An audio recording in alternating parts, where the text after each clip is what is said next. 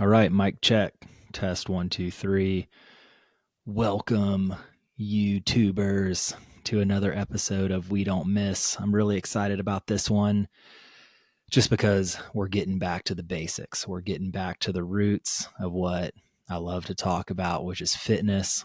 On some other episodes, we've been covering other things that I'm passionate about, such as mental health, quality of life, setting yourself up for success. But let's get down to the topic that many of you are going to be facing.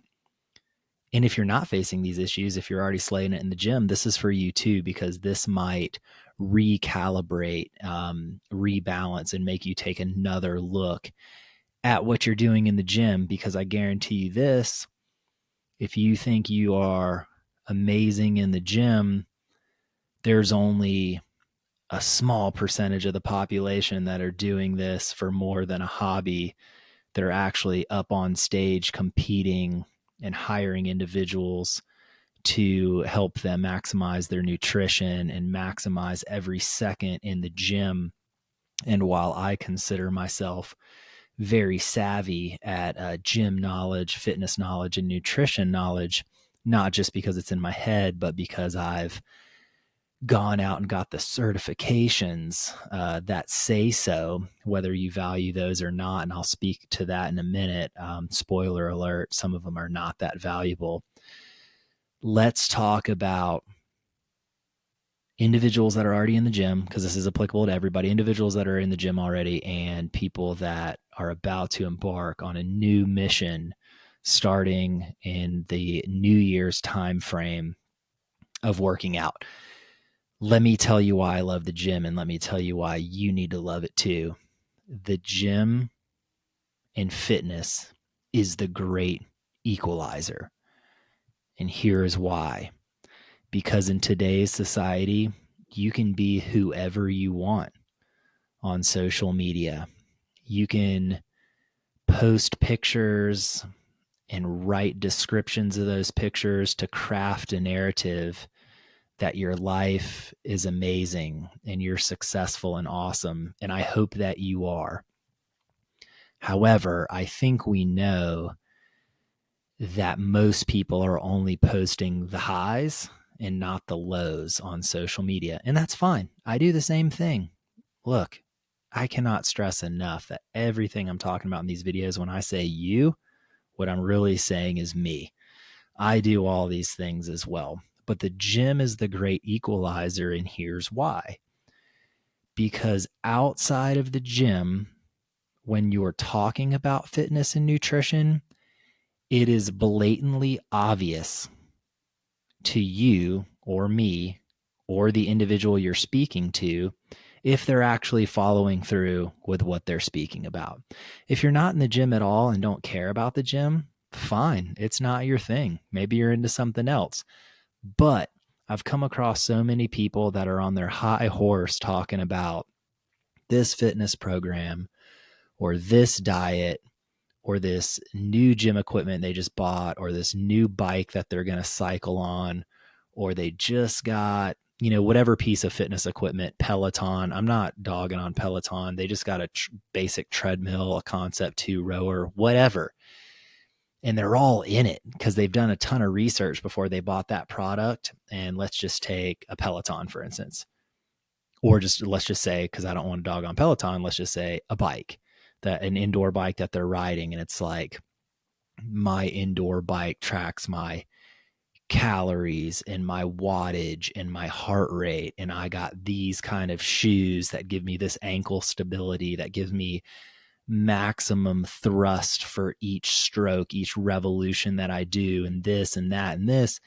And the whole time that they're telling you that, some of these individuals, they're not in shape. I hate to say it. We just kind of got to be blunt about it.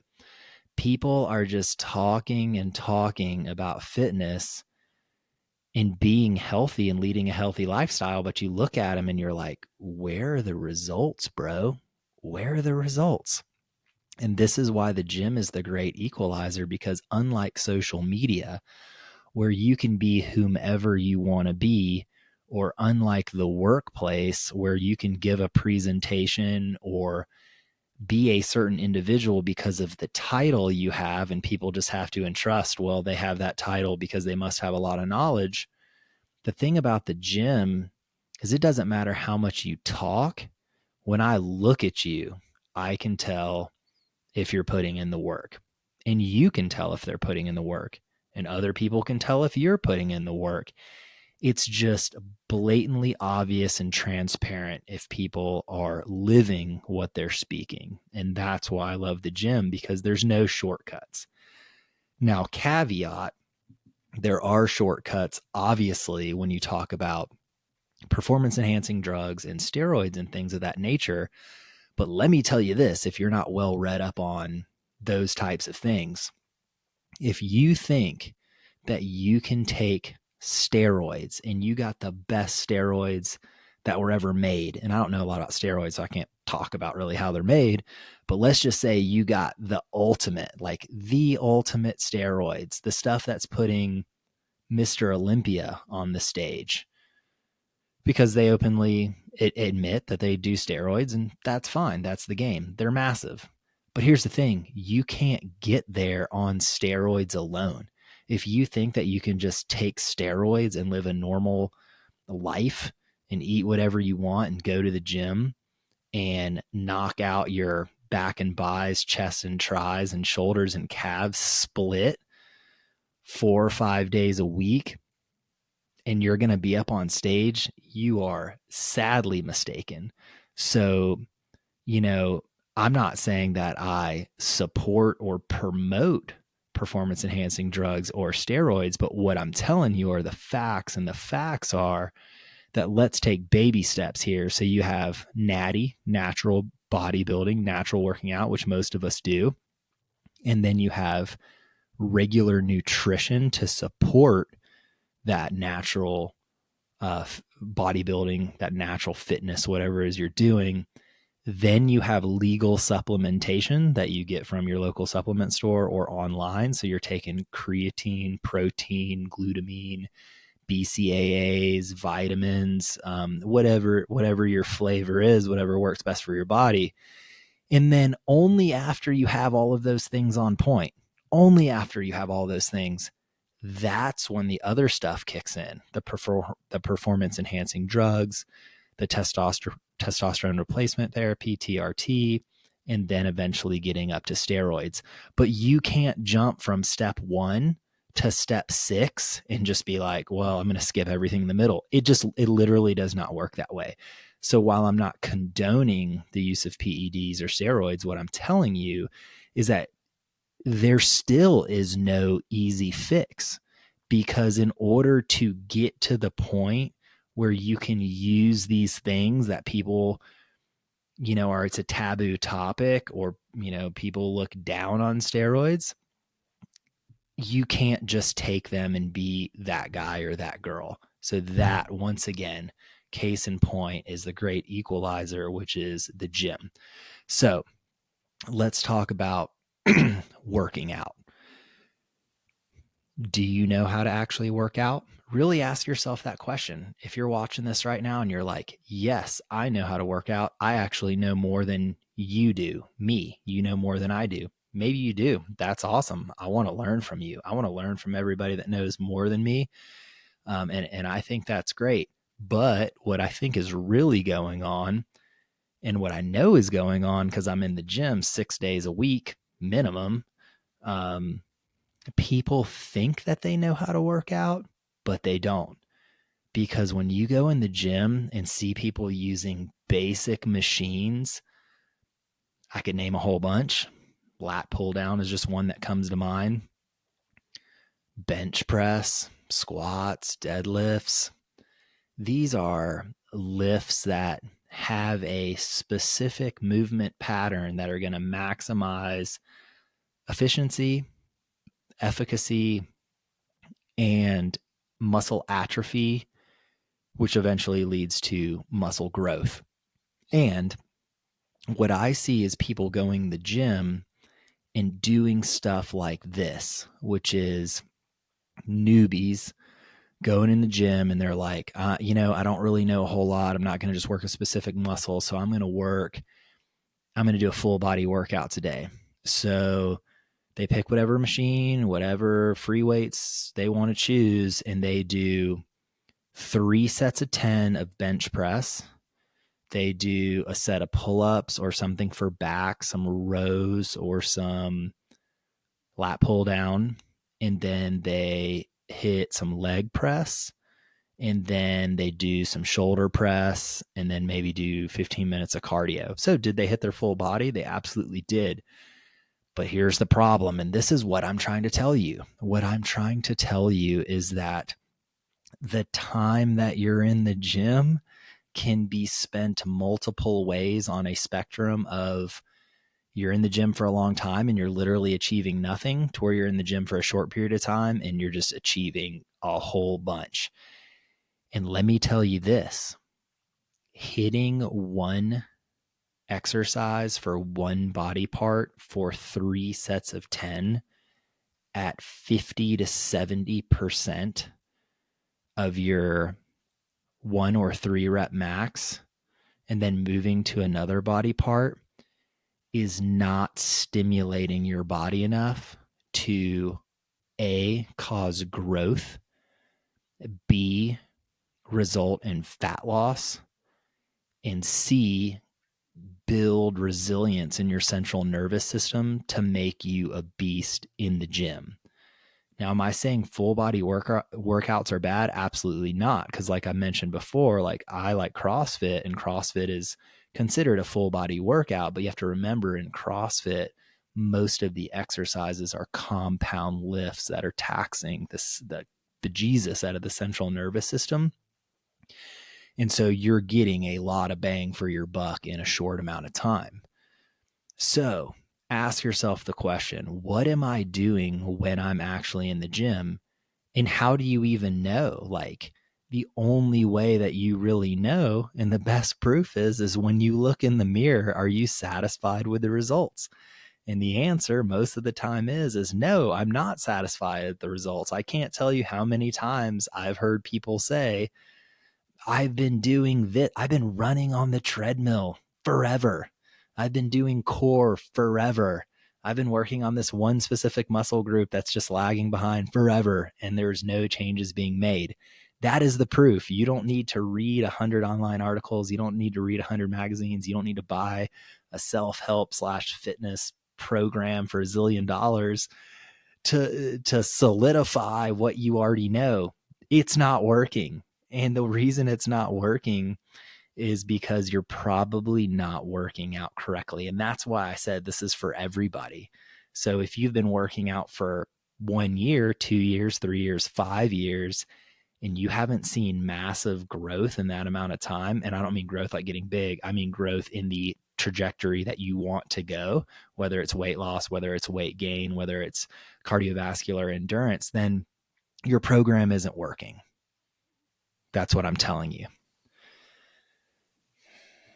So let's talk about how to fix these errors, because in every video, I give problems and I try and give solutions. So the one thing that you're battling against when you're in the gym, and I'll relate this to sports as well. I'll try and draw a parallel so it's easier to understand. Time. You have X amount of time, and because fitness is a lifelong journey, you have your whole life to figure out what type of fitness regimen works out for you. And the majority of people dilly-dally around, pogoing from one diet to another, one workout plan to another. They're trying to be in a cut cycle, they're trying to be in a gain cycle, and they don't even understand what cut and gain means as far as caloric deficit and caloric surplus, because they're not tracking their macros. And they're just willy-nilly, like it's like throwing darts at a dartboard with your eyes closed. You just don't know what's going to happen. And so the time that you're spending trying to acquire that knowledge and that skill is your enemy. And the only way to cut that amount of time is to find somebody, we call this mentorship these days, is to find a mentor and have them bridge the knowledge gap in an expedited manner so you're not making mistakes. So analogous to sports, say you're just learning how to golf. You just picked up a club for the first time. You're like, I'm going to go to the driving range. You know what it looks like in your head if somebody that's never picked up a golf club goes and gets a bucket of balls. They show up to the range with 3 clubs that they have, a driver, an iron, and a pitching wedge, and they just start whacking away because they don't understand what each club is supposed to do. They don't understand club head speed. They don't understand the flex of their shaft. They don't understand their foot position, their shoulders, just etc. Like there's so many things. I think golf is just such a good analogy because there's a million things you can do right and a million things you can do wrong. And the best way to cut through all of that is to get a teacher. And that teacher is going to start off with your foot position and your grip and where your head is supposed to be and where your club head is supposed to be and just all these things. So if you don't know what you're doing, please, please, please don't just try and go to the gym and be like, working out's been around forever. I'm going to just go ahead and attack it and see what happens, because how many other things have been around forever? Like, do you think that, like in my field, as an aviator flying airplanes, like aviation's been around forever. Well, since it's been around forever, you should just be able to hop in the cockpit and fly a plane, right? Wrong. To take the job that you do, like, do you think that I can just step into your shoes and do your job day one? No, because I don't have the knowledge, skills, and abilities to do that. And I would never demean you in that way to say that, oh, anybody could do your job, with the caveat of, if you're low skilled, low knowledge in any specific field, well, then you don't have a lot of options. But that's what's great about the gym. The gym is amazing because you have multiple options for everything. You can do anything you want to do in the gym. Like, gyms are just so many machines, so many free weight stuff, so much stuff that you don't even know how to use. And that's why it's amazing, because you can achieve a lot of these goals through multiple methods. And that's proven through watching the pros when they talk about their workout routine. They might do something completely different than the person on the stage next to them, or a competitor, an athlete. They might do some things different. There's some core similarities, but there's a million ways to skin that cat.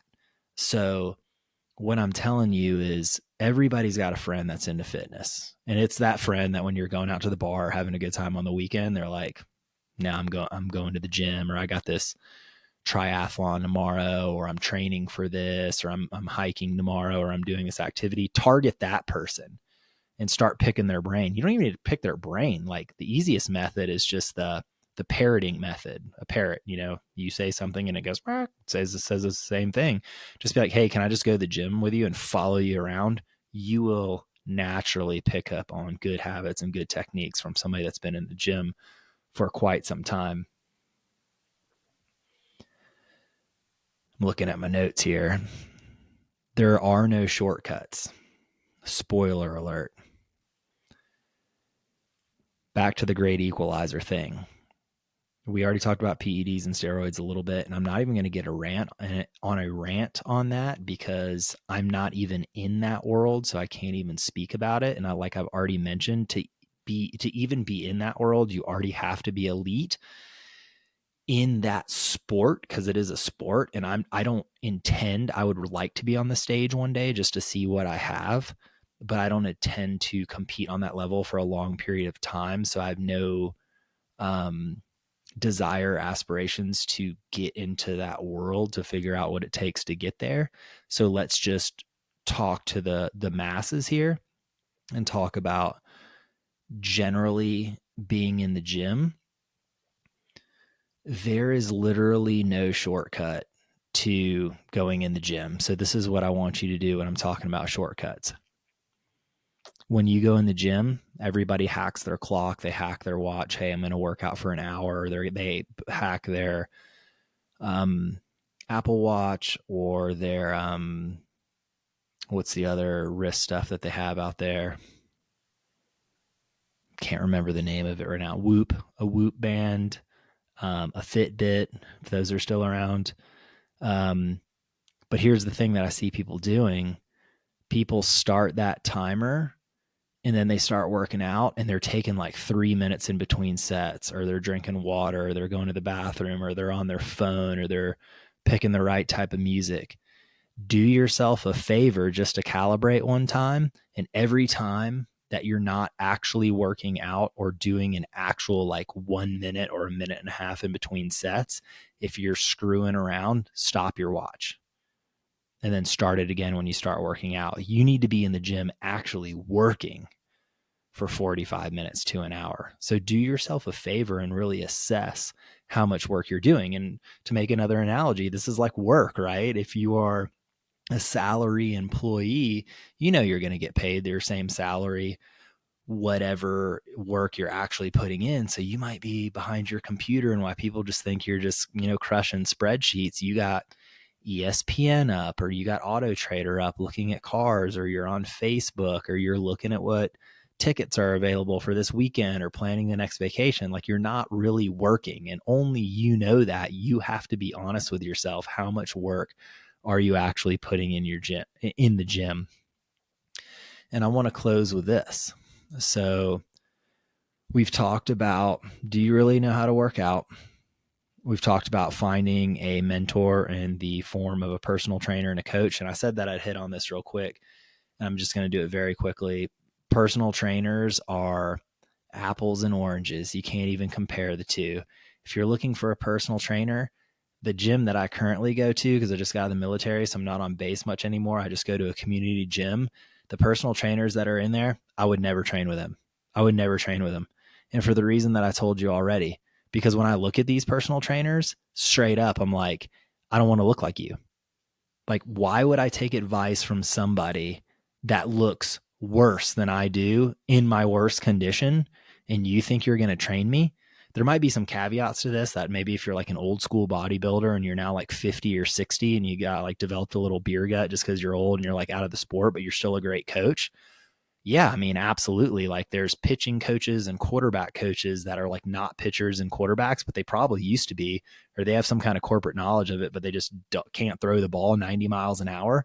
But when you walk into a gym, by God, if the personal trainer you're hiring is sloppy and out of shape, don't hire that person. Like, it's as simple as that. Like, where are the standards? Like, first of all, if you're a personal trainer, take pride in your job, look like the person you want your clients to look like, because you are your own billboard. So the people I see at community gyms, I'm just like, whatever. And also know this, that the regular personal training licenses that are through ASM, NASM, or some of the other like online certificates you can get, they're online certificates. Just go on a YouTube video and you can see 1,000 videos of how to pass the personal training certification for this course in one day. Whoa, that's really scary. Like, that's how people are going to get hurt. So when you find a personal trainer, here's the questions you should ask. What type of academic background do you have? May not be relevant, but let's just stick with me real quick. If they have an academic background in kinesiology, physiology, sports medicine, great. That's like, boom, one check. Even if they don't have those, but they're like, I was a D1 athlete, I was a D1 wrestler. Okay, obviously your work ethic is just off the chain if you're a D1 athlete in any capacity. So they know a lot about training, and they also know a lot about mindset. If they don't have any kind of academic background, and you're like, oh, well, they don't really have like a bachelor's or a master's degree in any of the things that I mentioned, but they're like, I was a competitor for 15 years in physique. Okay, that's all right. You're going to get a lot more knowledge off the streets than you are from books. So like, I'd take that person any day. What you want to avoid is the personal trainer in the gym that's either the young bro ego lifter, or the skinny girl that's skinny because she's like 19 or 20 and she's just naturally skinny, even if she's just eating cake and McDonald's all day. And you're like, what's your background? And they're like, well, I'm getting my undergrad in psychology, And I really like to run on the weekends, and I'm doing this as a part-time gig because I gotta, get some experience to get to my job once I get my degree. Like, warning signs, like don't pick that person. Or like in the gym that I'm at, it's just like, I don't know why all the personal trainers, maybe I think I do know why, because at my community gym, the majority of people that are there, because I'm in the suburbs, they're like 50, 60, 70 years old. And so a 50-year-old out of shape trainer to them is like in shape or young just because of years. But it's like I told you, I watch them walk around with their little clipboard and they're just talking to them while they're working out, and there's no effort, there's no intensity, there's no structure, and it's just bad. So like, please, if you pick a personal trainer, follow those simple tips if I can recalibrate. So some kind of academic degree or academic knowledge in an institutional environment of how the body works. They were some kind of athlete, collegiately, or just maybe a savage in high school. And then they were competitive in some capacity. And that doesn't mean competitive in weightlifting or bodybuilding, just competitive in anything fitness related. So like they're living in that world. They're not just talking about it and not doing it. So, ran on personal trainers, man. We go down the rabbit hole on that. So last thing, are you willing to pay the price? What is the price to get in to the body that you want to achieve? The price is that there's no shortcuts. The price is that you're not going to get lucky. The price is that you're probably not genetically gifted. The price is that you're going to have to put in the work. It's that simple. And the other thing is that the price is that it doesn't come overnight, doesn't come over weeks, rarely comes over months. This is a commitment that you're going to have to make inside and outside of the gym for a minimum of 6 months to a year, just to start to get to the point where you're saying, I think I understand the road that I need to travel on to get to where I want to be. And that's the truth. Everybody else selling all this 30-day this, 60-day this, 90-day that. It's not true. It's not true. So are you willing to pay the price? If so, keep watching the videos and we'll crush it together. See you next time.